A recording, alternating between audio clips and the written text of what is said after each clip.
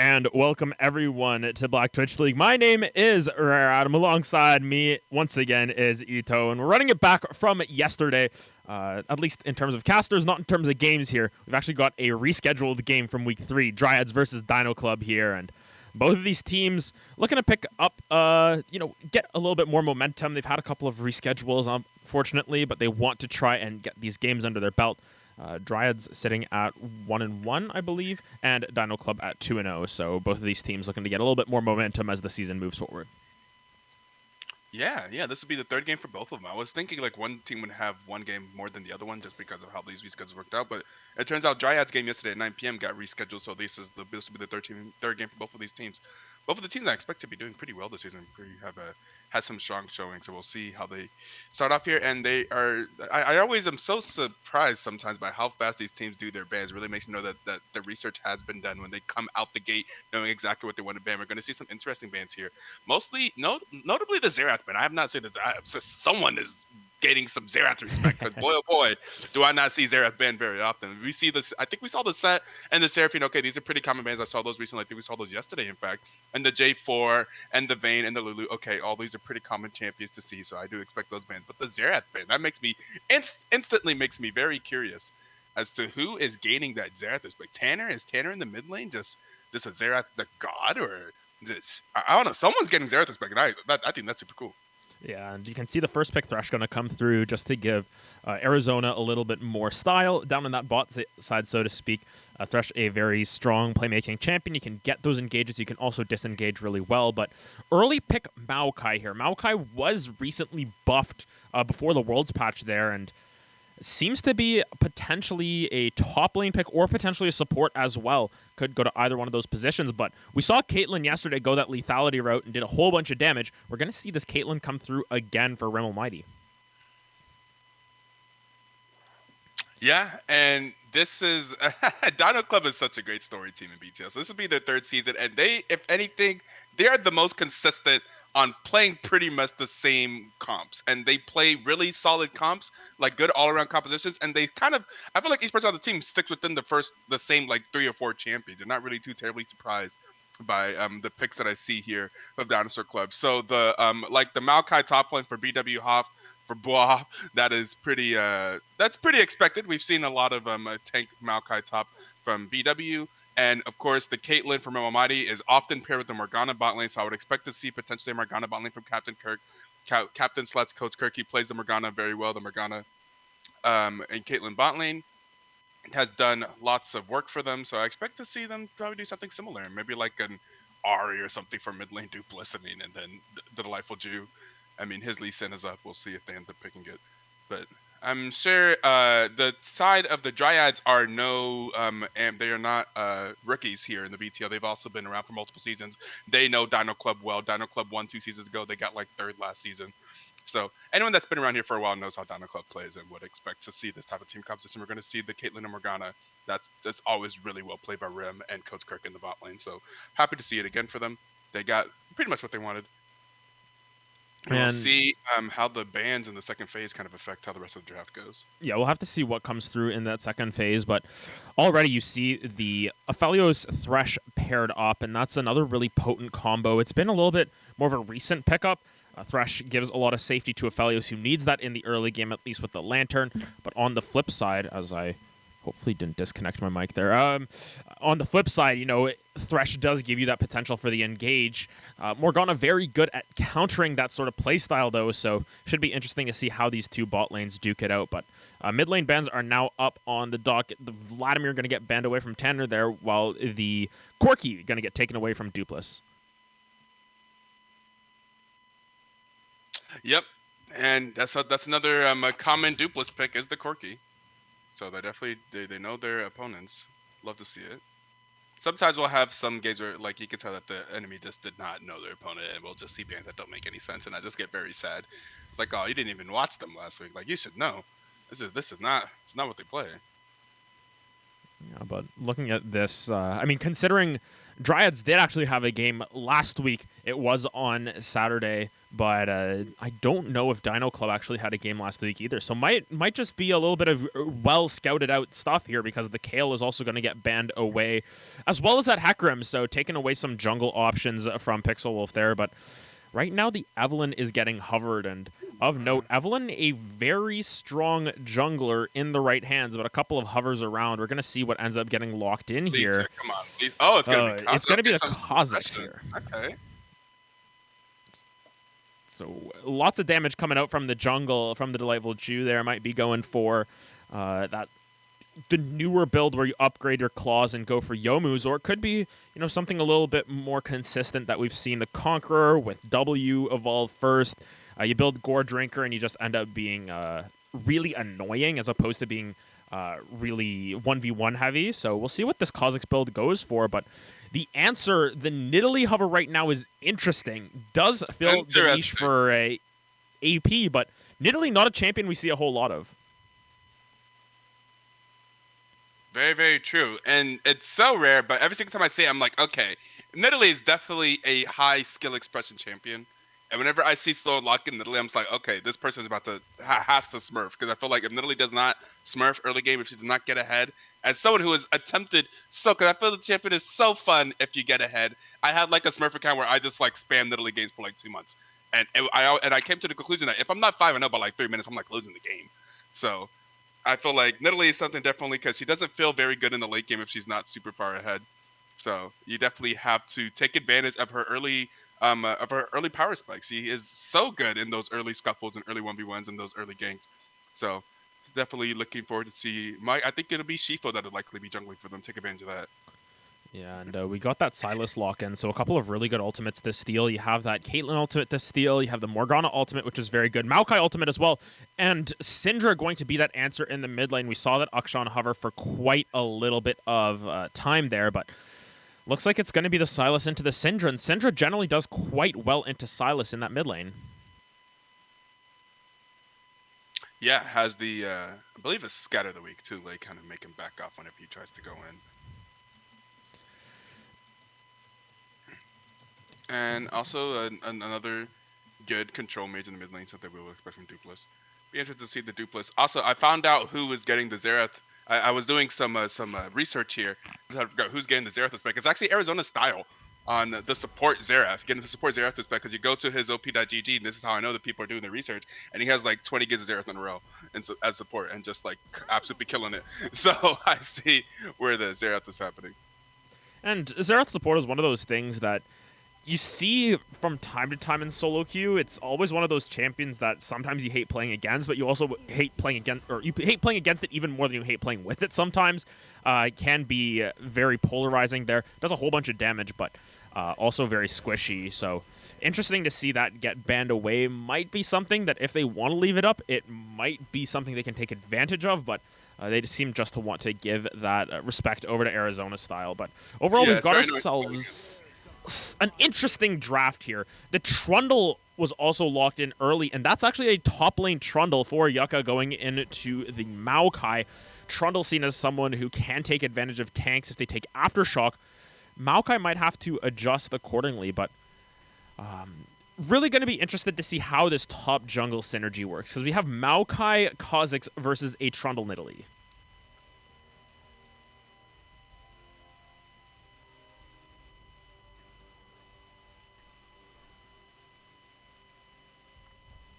And I'm just curious to see how this Nidalee is going to play out, because a lot of times you see Nidalees get picked up and they're very feast or famine.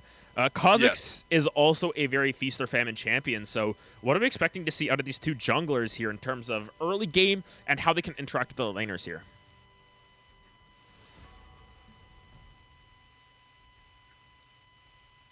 Yeah, both of these junglers, right, could be quite feast or famine. I think Kha'Zix is a little bit more, what's the word? Diverse. Like he can do other stuff. Like he's not. I feel like he's not. The pressure isn't as high whenever you're playing Kha'Zix to really get ahead. But I mean, but both of the junglers are also very, very skilled junglers. We've seen the Delightful Jew and Chief of V9 have lots of great skill expression games. They are both great mechanical players. They're both like mid to high diamond level players. So I'm looking forward to just see. I think this is definitely going to be a jungle matchup to watch out for. Shifo V9, as his name suggests, is often the carry for his team. Especially, we had like a tournament before the season started where he came in with the team of friends, and he pretty much 1v9'd every single game in the jungle. So definitely looking forward to see that. I think it'll be very exciting. I think Aphelios was very fun to see too. We rarely see Aphelios nowadays, and whenever we do, it's like, hey, that's I forget the stuff that champion can do quite Yeah, often. He can Mr. do some 200 crazy years. stuff. Yeah. And especially when paired up with that Thresh, as I was talking about earlier, it can be quite a strong combo because you have the engage, you have the peel potential, you have a lot of ways to really shut down an opposing bot lane. But as we said, the Caitlyn Morgana are going to make that a little bit more difficult. I just want to take a quick look at that mid lane as well. Sylas into Syndra. We talked very briefly about that, how Syndra generally does well because Sylas doesn't have the best ultimate to steal, and also Syndra has a lot of disengage. How does this Sylas have to play this game? Because it's not going to be through mid lane, I think, that the Sylas can get the advantages.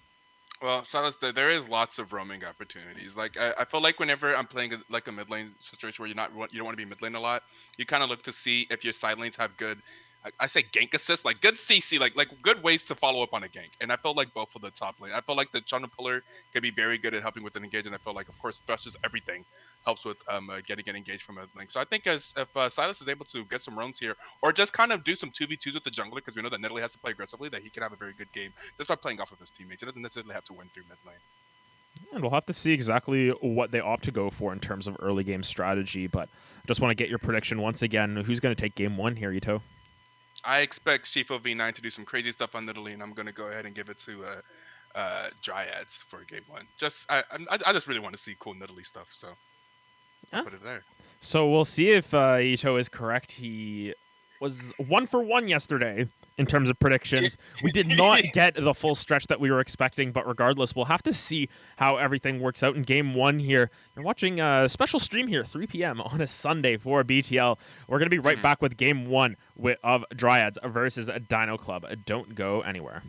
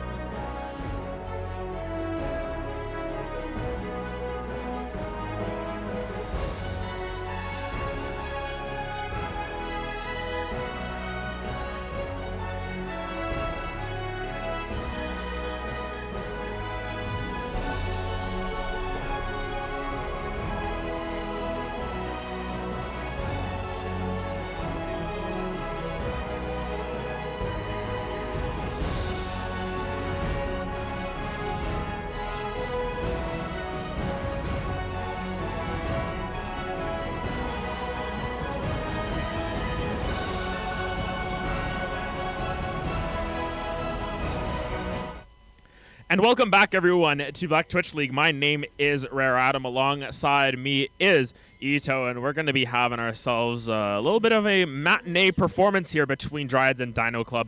Both of these teams looking to get themselves on the score sheet here, or at least get themselves at least a match win here to start off their day before Clash and everything. You know, we do have Clash tonight, so hopefully everyone, if you can, enjoy yourself doing that. But Invade coming through. This is already spotted out, though, so the level 1 shenanigans for Dino Club will not be coming through. Yeah, early ward there by Arizona Style does a very good job of. Yeah, they're just 1,000% seen. They are caught with their pants down. They're sneaking in, but they're being caught in 4K right now on the camera. They're trying to murder someone on the cameras and Among Us.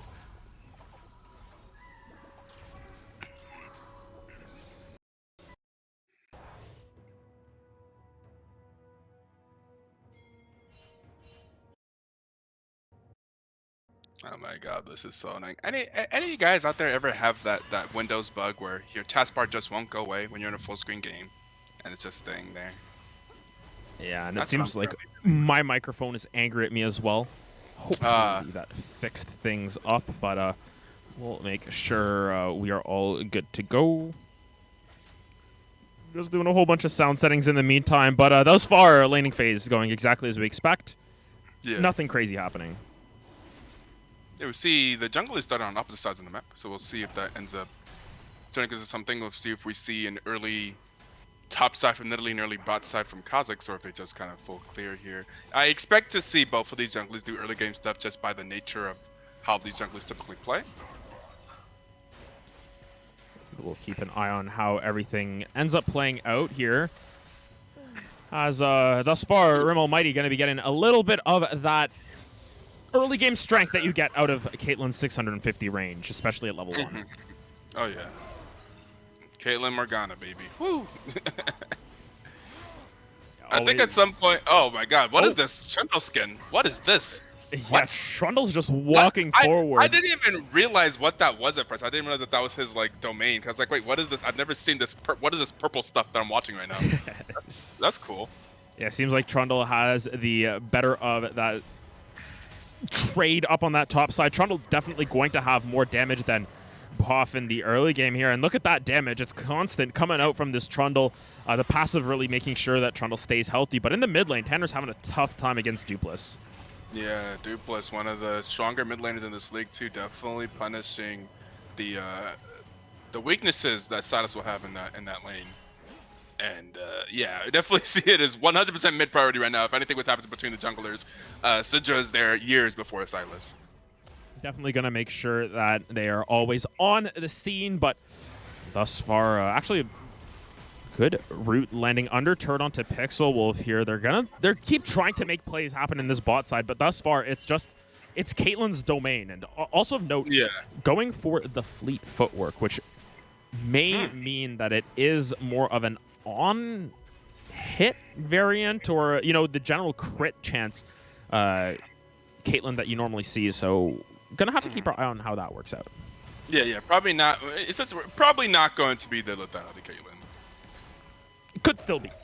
You know, I guess it could still be. That's true. There are Shifo's ample options, but yeah, Shifo's up on the top side of the map. This Nidalee's looking for a play.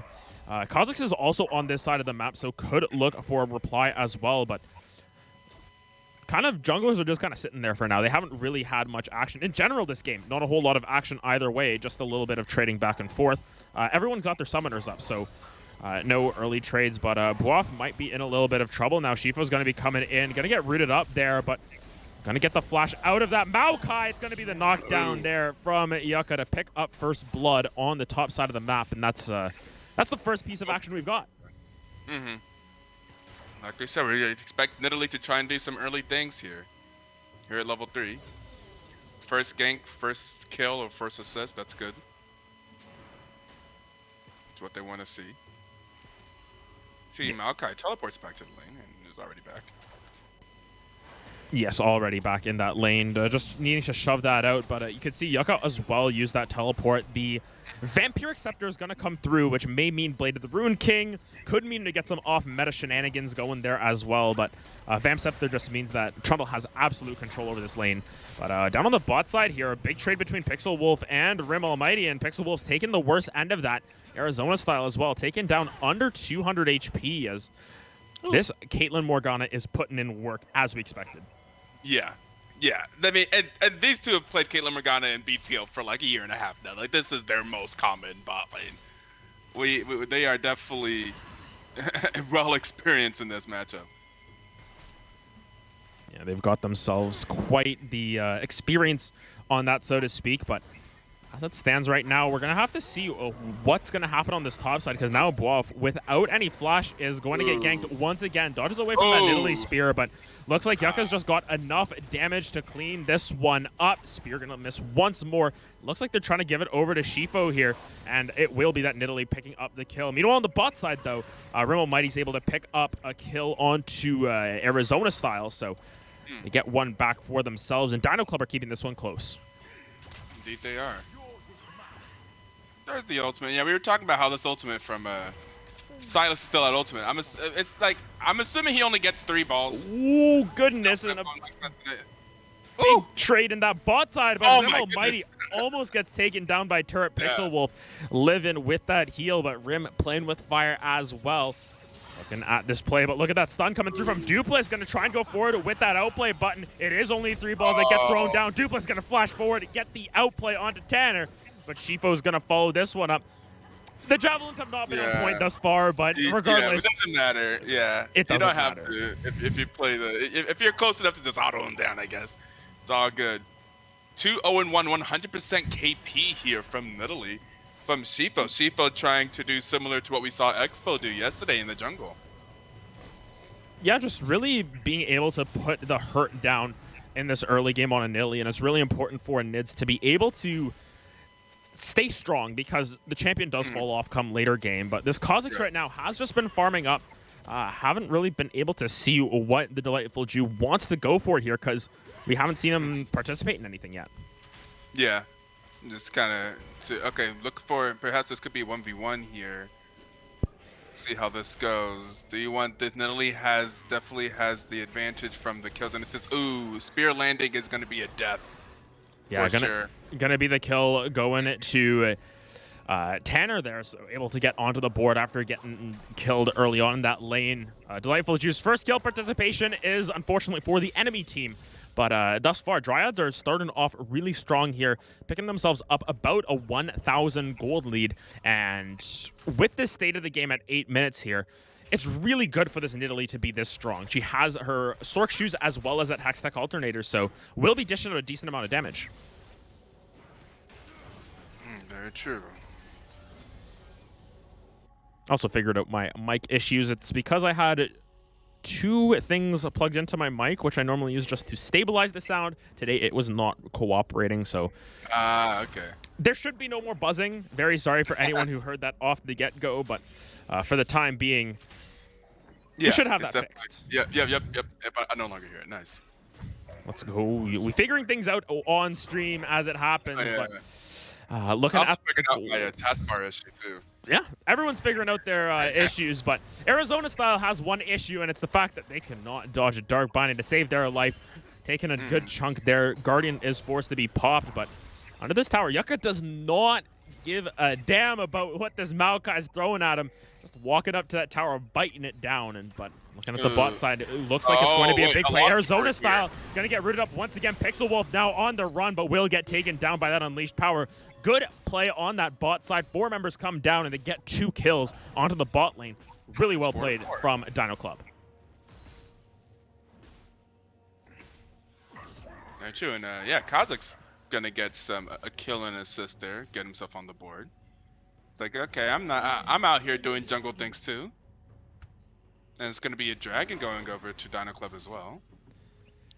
Yeah, the dragon gonna get picked up. It is Cloud Dragon, so we Look have at how low the tower is. Yeah, this tower just takes such a beating. Trundle up on the top side, really good at pushing that early tower, but Caitlyn Morgana, they just have so much range, especially into the Aphelios Thresh. So look at this damage coming down into Arizona style. It comes back to lane, already half HP. Yeah, this is why for a while team just did not try to not let Dino Club get this Caitlyn Morgana, because they play it the same way every single time. They just shove the lane and they take that tower super fast, and like while they're shoving the lane, they're just constantly harassing it. They play it so well. It's just textbook Caitlyn Morgana. Textbook Caitlyn Morgana as Tanner in this mid lane, just still struggling against the Syndra. Looks like they got the counter pick that they wanted in this lane. We saw that Akshan hover for a little bit, and I was worried because Silas generally likes to face some of those lower ranged range carries at least. But Yucca now under this tower, getting a decent trade off with Bluff here. As the Maokai just doesn't have any damage at this stage to really compete with Yucca. But they're just continuously pushing down this bot lane. They want to get as much out of this bot lane as possible. And you can already see in the gold difference. Up on the top side, it's about 1,600 in favor of the Trundle, but on the bot half of the map, it's 2,000 gold lead for this Caitlyn, contributing to Dino Club having a 1,500 gold lead right now. And look at the vision control they have in the red side jungle of blue team there. So they have the confidence to shove forward because they have that red ward behind the red buff, and they have this other ward and the other ward there. So they know that they can shove forward without getting too terribly punished. Typically, you don't want to go that far forward because you could just get the other enemy team collapsing on you. But Dino Club is able to do that and get that tower down to half HP already. That's just some crazy Caitlyn Morgana. And then you'll see that now they're going to rotate it to the top side. Look at that. Caitlyn Morgana doing classic Caitlyn Morgana thing. They're going to rotate their bot side to the top side and try and push out top now. And this is classic what they do. Yeah, just by looking at the state of the lanes as well, this Aphelios Thresh are behind, and Yucca is ahead of this Maokai, but not by enough to make it survivable in that 2v1. Delightful Jew forced to use that ultimate to get out of here, but now Yucca's in trouble. Gonna be kind of ganked here by the bot lane, using that subjugate to try and get a little bit tankier, but Rim Almighty already has that Gale Force, so has the burst damage if necessary. They're just gonna shut down this Trundle for so long, and Rim Almighty picks up third kill of the game. This is not a good look for the side of Dryads. They are just losing out on the macro game at this point. Yeah, that's classic Dino Club macro. It's like they're so textbook. It's fantastic. Like they follow the same strategy essentially. And something to note is Coach Kirk took the Demolish to take even more plates. So this Caitlyn Morgana duo has gotten 7 plates for themselves. The side of Dino Club have 9. Whereas if you look at the flip side, all 4 plates for the side of Dryads are in that Trundle's pocket. So a lot of the pressure is in favor of Trundle. It's just more so about, as the plates keep stacking up, it's more so about being able to punish the lane effectively. And Maokai has just been able to weather the storm. But Shifo here going to try and make something happen. Oh my goodness, that Javelin just did 60% of Rim Almighty's HP. No follow-up coming through quite yet, but man, those Javelins are scary.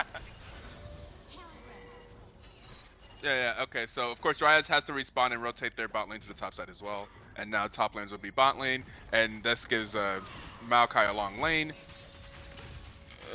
Dupla's trying to make the moves, trying to dodge the stuff, but it's not going to be enough to survive both of those. Yeah, and Dupla's going to get taken down by the enemy raid boss here in Shifo, 3-0 and 2. But on the bot side, Yucca trying to bully out this matchup even more. Looks like Shifo's going to get the benefit of some of those plates there in the mid lane with that Rift Herald. But, you know, you get the plates. It's not first turretable because of what's happened bot line already. Yeah. And looking at where the rotations are coming now, this Caitlyn Morgana is just trying to be proactive. They're the ones to move first here. Silas is not able to stay in this lane, and they're going to look to try and push down this mid turret here right after the plates fall. Yep, and they have a teleport coming in, and yep, that's what they're doing. Yep, it's going to be Rim Almighty. Look at this macro play. This is Dino Club's thing. This is why they consistently do so well on the BTL right here. This type of macro play. It's 5-5, but it does not seem so even when you look at the turret objectives here and how well they're just taking advantage of what Caitlyn Morgana provides you. Yeah, and you can see the stack moving over to this dragon that's spawning in 5 seconds. You know, Kozik's very good at taking down these objectives if he's isolated, and even though there's a big stack of members coming through, we actually might get ourselves our first full-fledged fight. Javelin gonna land onto Boaf, but that's not the target you really want. Does a decent chunk, but Maokai tanky enough and heals up enough to be able to survive that. Delightful Jew gonna take a Calorum Q to the face, but here comes the stun, landing onto Tanner. They're continuously trying to throw out this poke and really preventing anyone from starting off this fight, but the Dark finally going to come over the wall. Pixel Wolf is in trouble, going to get taken out as Rim Almighty is now on a rampage. Now Arizona style forced to get out of there. Coach Kirk moving forward so aggressively with those soul shackles, gonna take Tanner down at the very least. There is gonna be Rim Almighty picking up her 5th kill of the game, and that's a couple more kills going in favor of Dino Club. A perfect 5 out of 7 play, as the score suggests. They're gonna pick themselves up a dragon to boot.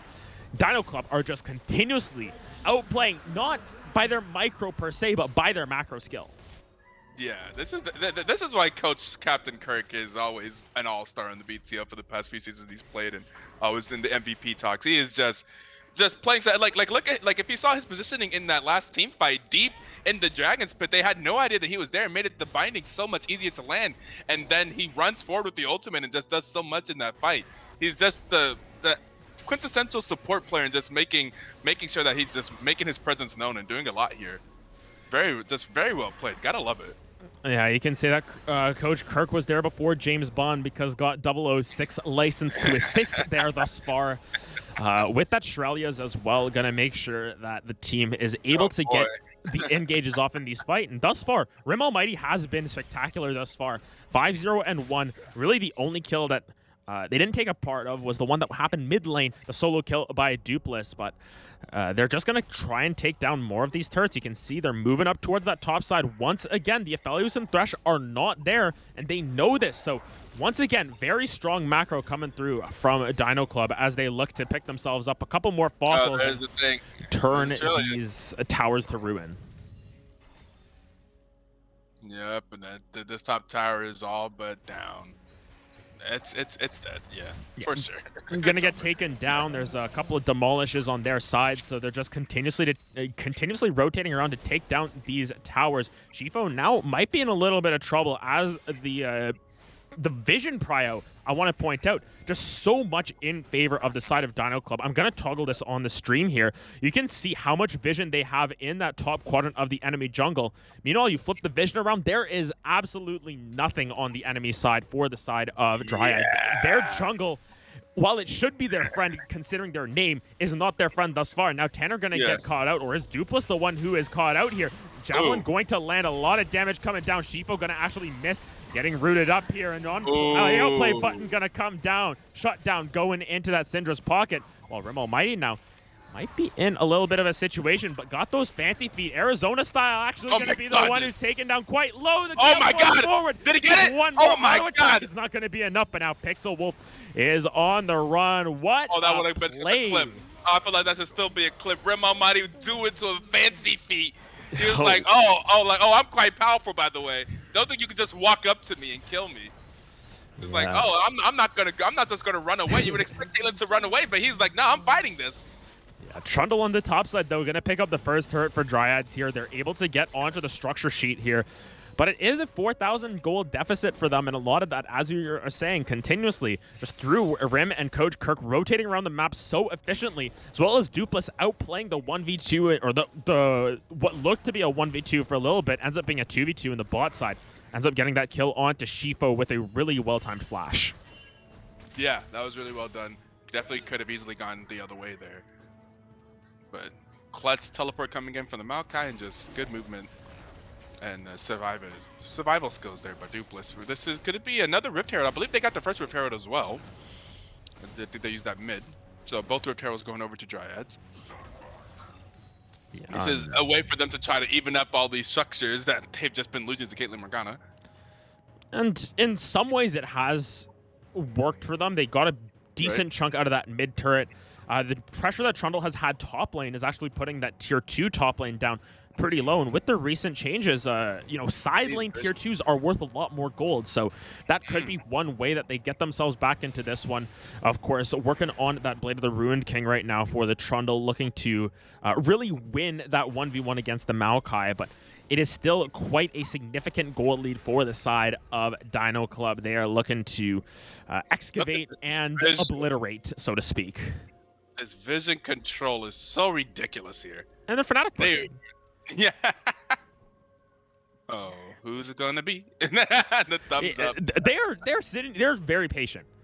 Yeah. And I am curious to see what Dryads are doing. Yeah, they see the teleports are coming down, and unfortunately, they are caught on the wrong side of town. This is going to be a Baron started up. Maokai knows this is happening, but we're going to see if Dryads have the resolve to clean this one up. Coach Kirk gonna flash forward, force the flash out of Arizona style, but Delightful Jew is on that backside, going to go golden for a little bit, but Dupless is here on the flank as well. Going to be one kill already picked up for the Syndra. Going to be a second one as Trundle is able to pick up a kill on the back end onto the Kha'Zix, but it's a 3-for-1 for the side of Dino Club, and with no junglers up and available, but the numbers advantage for Dino Club, they're going to look for the Baron here, who's maybe a dinosaur? Never really, just a big snake. Probably some sort of prehistoric creature. They probably didn't expect the Syndra to be coming from there. Whenever they just kind of ran into Syndra, like, oh. That was a very interesting call there from Dryads. I wonder if they knew where Dino Club was, or they were just simply aware that the Dino Club was not on the map. They're like, you know what?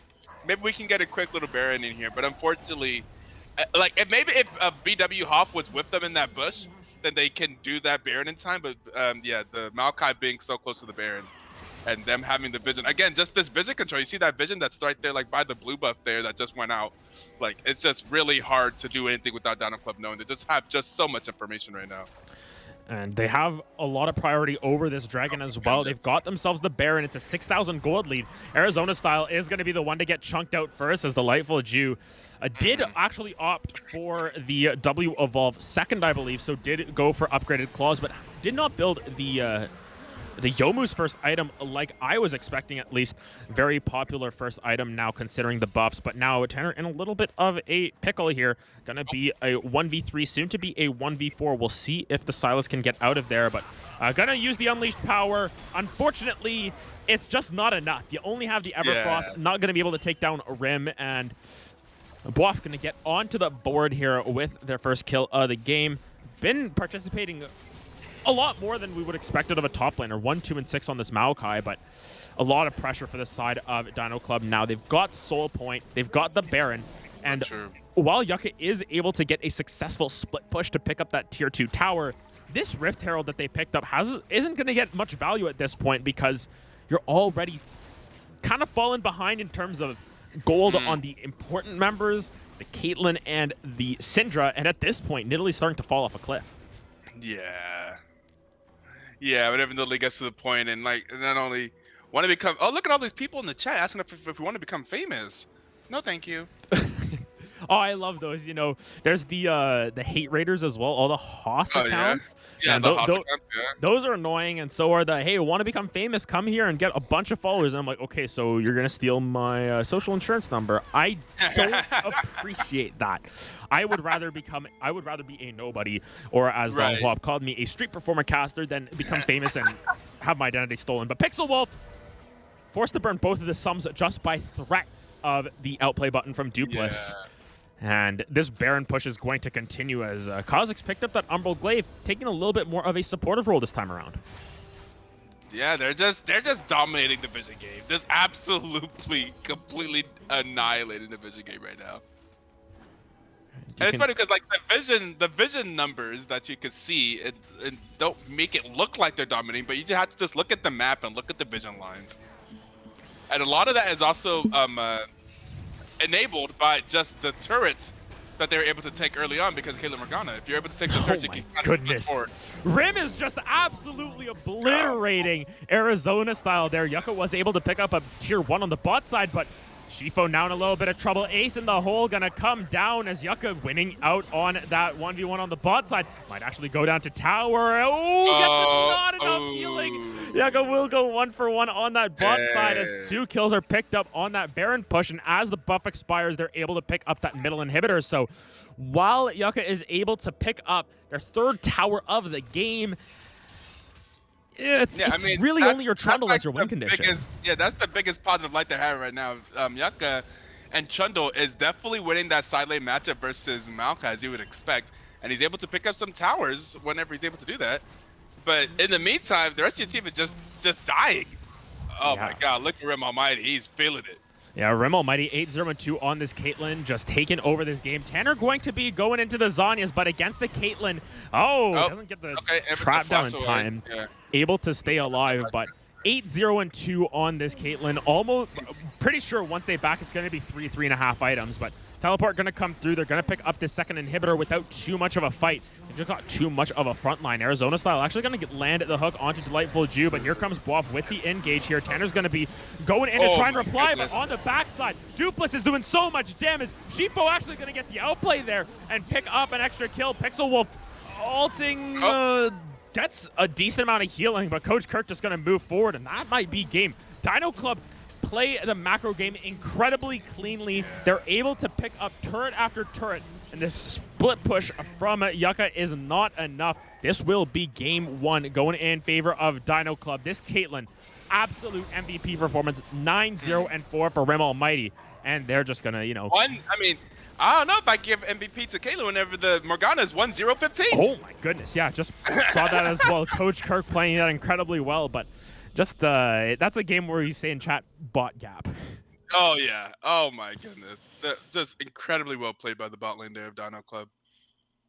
And they play around their bot lane getting ahead so well. Like, this is the perfect thing to do. Just keep rotating them around the map, keep taking those towers, and it just gives them so much room to work with. So fantastic. We see the Caitlyn up there going to be at the top of the damage charts, followed up closely by Syndra.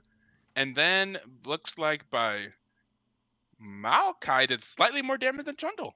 Hilariously enough. Yeah, and we'll be getting ready for game two. I think that what we've got to keep our eye on at this point here is what happens next here for Dryads, because they had a win condition. They just couldn't play around it as efficiently as we wanted to, and Dino Club were just able to play to their win condition better. What do we need to see out of Dryads to push this to a game three? I want to see scaling. I think Shifo... I feel like Dino Club just plays the macro game like too well, and then the early game, it's like hard to really punish them. Like, I feel like Nidalee's like a really punishing champion, and I think if we see Shifo on a more scaling champion where he could do some more stuff late game, I think that'd be better for them. Like if Shifo and Yucca were late game threats, I think they would have been able to like try and see if they could stabilize and try to get something there, because I feel like it's just they play too cleanly to be able to try and make take advantage of their mistakes early game. Because like Nidalee was doing some stuff, but then like it just wasn't enough. Yeah, just not enough at the end of the day. So we'll have to see what happens if Dino Club are going to be able to expand on their strong macro to push themselves to a quick 2-0 here, or if it will be Dryads bringing it back and making sure we get paid just a little bit more. I mean, we get a better series overall, but don't go anywhere. We're going to be right back with game 2 of our series. You're watching Black Twitch League.